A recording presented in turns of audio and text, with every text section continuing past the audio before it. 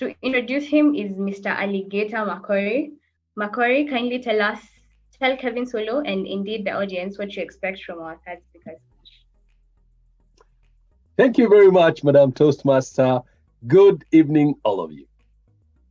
Our third speaker today is giving a CC7 manual. That means already he has mastered the first 6 projects, and great congratulations to him. This subject is on research your topic. In 5 to 7 minutes, we expect to see that our speaker collected information about his topic from numerous sources and carefully supports his points and opinions with specific facts, examples, and illustrations gathered through research.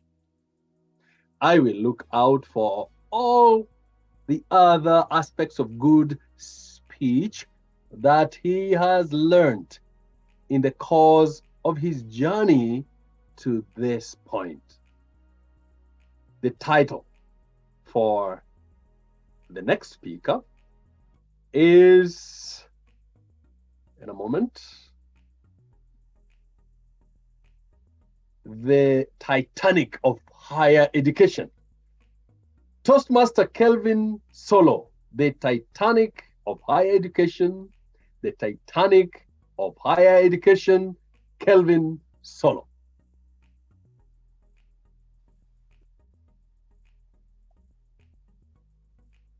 Did you know that Saharan Africa has the lowest education ratio in the world at only 5%? Did you also know that Africa is the least developed continent in the world in terms of higher education and enrollment? This is by international standards. Today, I'm going to take you through the journey of higher education in Africa, and with an emphasis in Kenya and why they're facing their current challenges. Even if the bleak statistics have started with, the number of students enrolling in institutions of higher learning has actually tripled, down from 2.7 million in 1991 all the way up to 9.3 million in 2006. And this is according to Tiffany in her article in the International Journal of Education in 2016.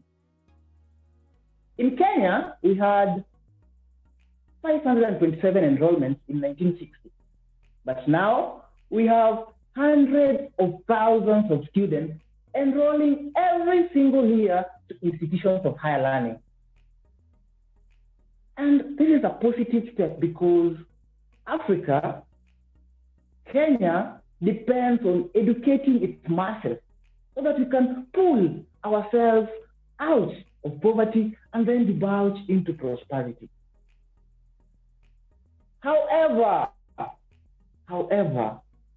our institutions of higher learning are having a tough time coping with these high enrollment numbers. In fact, they are like a drowning man who tries to clutch at a straw. So how exactly are we dealing with these staggering enrollment numbers? One, Africa opted for private universities.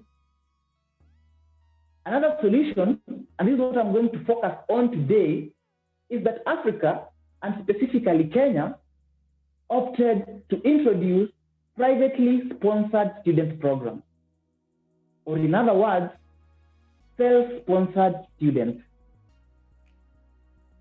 And this move was not only motivated by the high enrollment,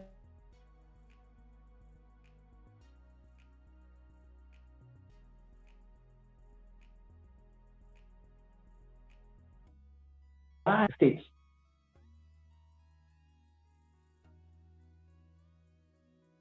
The public institutions have also introduced what we call satellite campuses. I know you've heard of Kenyatta University, Kisii campus, Nairobi University, Kisumu campus. But how exactly do these high enrollments, or what exactly do these high enrollments have to do with the challenges we currently face in our universities? You see, the existing student service model was developed to handle a moderate number of government-sponsored students. In fact, Yakabowski and Barnum, in their article, Challenges of Student Affairs at Kenya Public Universities in 2013, strongly affirmed that the high enrollment numbers are actually putting a strain on our public institutions. This is because while there was an increase in enrollment, there was no much increase or expansion in the physical facilities nor the expertise of our teaching staff. And this really deteriorated the quality of learning in public institutions. In fact, Kangondu and Marwa, in their article, Quality Issues in Kenya's Higher Education Institutions in 2017, support this statement by saying that our public universities no longer follow the guidelines provided by the Commission of Higher Education in Kenya. And this is the body that is supposed to regulate quality assurance. For example, our public universities or public institutions of higher learning are introducing courses to attract self-sponsored students, but at the expense of quality mechanisms. And to deal with these extra students, they are using part-time lecturers or the ill-qualified master's students as assistant lecturers. Now, the problem with part-time lecturers is they often jump from campus to campus to campus and never really have time to prepare material, to sit down and research and prepare updated material that they will deliver to students. You find that they often arrive late to class and just deliver the outdated content.